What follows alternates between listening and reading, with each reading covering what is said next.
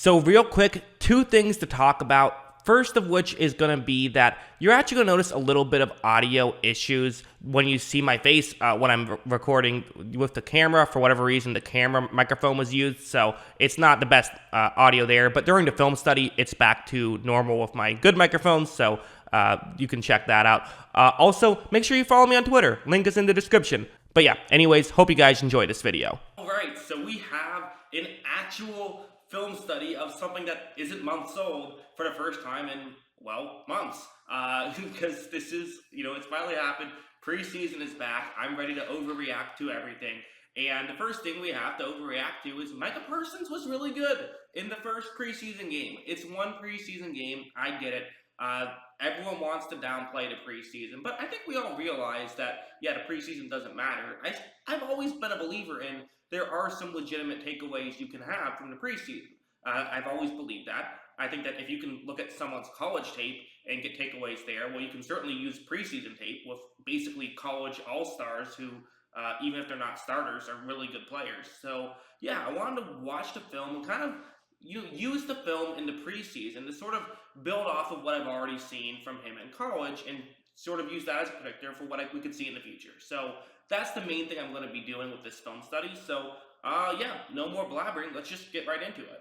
All right, so let's start off with this play. So what's going to happen here is this is going to be, it's really the highlight reel play that he had. Although it wasn't, that impressive of a play, I still wanted to break it down. So it's going to be a handoff to Claypool towards the top of the screen, and basically the way you block this, if you're at a tight end who's going to be blocking Parsons on this play, is you kind of run out and you essentially say that you want to be able to make sure that you keep that edge. You want to give some room towards the sideline for Claypool to run.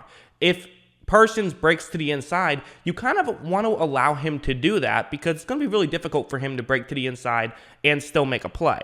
And for Parsons, I think that there's two ways you could go about this. You could, fear the outside play, or you could try to get to the inside because Parsons is so fast, he may be able to get away with it. And right when this play starts, you see that Parsons does go to the inside. And quite frankly, I really wish this ball wasn't fumbled because I would have loved to see what would have really happened had this been a clean handoff. And in fact, one of the things that, a lot of people talk about with Parsons is he might not be able to get away with the stuff that he could have gotten away with in college. In college, he makes this play and he gets an immediate tackle for loss. Well, in the NFL, things are faster. You might not be able to do that. However, I do still give credit to Parsons on this play. Is it lucky that the ball just happened to be on the ground?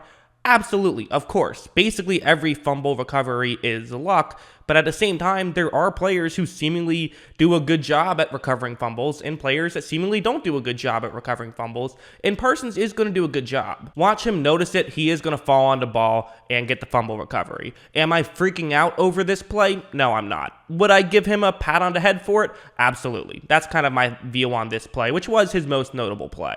Something like this is another thing that I'm very interested in seeing more of, and it's something we could still see in the preseason perhaps. So what's going to happen on this play, it's hard to see right now, I have circled him, is the halfback who's currently getting blocked. You can't see him, but he's right at the right behind the offensive lineman, kind of in the between that area. Parsons is in man coverage, so he's going to be covering the halfback. So that's what his job is.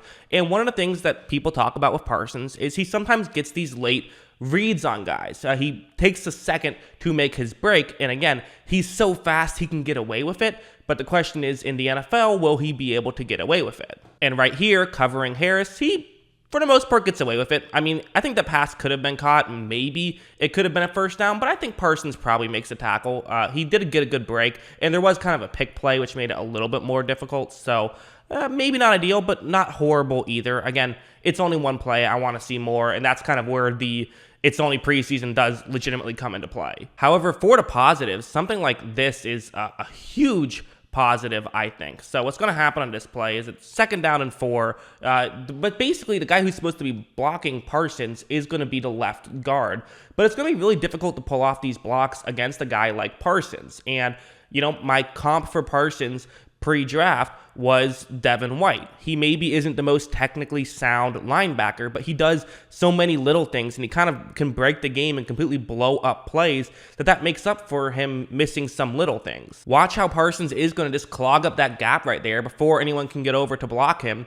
and turns what could have been a first down into, maybe nothing, maybe 1 yard, but not much. So the fact that he can do stuff like that is very good, and that's a huge reason why Dallas drafted him. And then you have stuff like this. This is another good example of, again, it's his speed. He's so good in the running game. This is an example of it. So it's actually going to end up being sort of a double team. What's going to happen is Harris is going to break things to the outside towards the top of the screen, and it's going to be one of Harrison's better runs, actually. But for Parsons, if you got two guys on you, you can't be expected to make the tackle, right? However, right when this play starts, watch out. It is a handoff to Harris. And for Parsons, like I said, they're making sure that they keep that edge right there. They want to give room for Harris on the sideline, similar to the Claypool play. But watch what Parsons is going to do. He breaks out and is going to actually run over and help make this tackle. So, again, is this the most historic play ever? No, but it's a really good play, and it's plays that a lot of linebackers can't make, and that's why you spend a high pick on him, because he can go out there and make plays that nobody else can make. So, yeah, I was impressed with what I saw with him in the preseason. So yeah, that's kind of how I feel about Parsons. Listen, it is just the preseason, and I haven't watched this and said, oh, he's going to be a Hall of Famer. You can't do that in a preseason game. You just can't. But can you find some takeaways? Sure. Can you get some little nuggets on things that can help you figure out how good he will be heading into the season? I think so, yes. I think you can, in little ways, figure this stuff out. And I think that from what I saw with Parsons, I was impressed with. Now, I want to see a little bit more. I do. I want to see how he does when he gets a lot more reps. That's the main thing.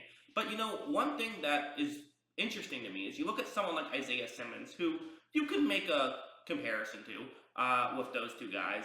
And Isaiah Simmons really struggled right when he got to the NFL. And a big reason why is he just didn't have the preseason reps. So for someone like Parsons, it might just be enough for him to say, you know what? Should probably get over to Harris a half step quicker. Should probably not wait too long on that. Little things like that are a huge benefit that guys last year didn't have. So, yeah, again, as a player, Parsons, I think, is really good. And to me, it's a classic example of, I know some people pre-draft were kind of concerned about some of this stuff. And I'm strictly talking on the field. If you have the off-field concerns, like, fair, I get that. I'm not going to argue with you about that whatsoever. I don't think you could. But in terms of on the field, I get that there's still some concerns of, he does take some, he makes some bad mistakes. And really, I think he can be a bit late in making decisions sometimes.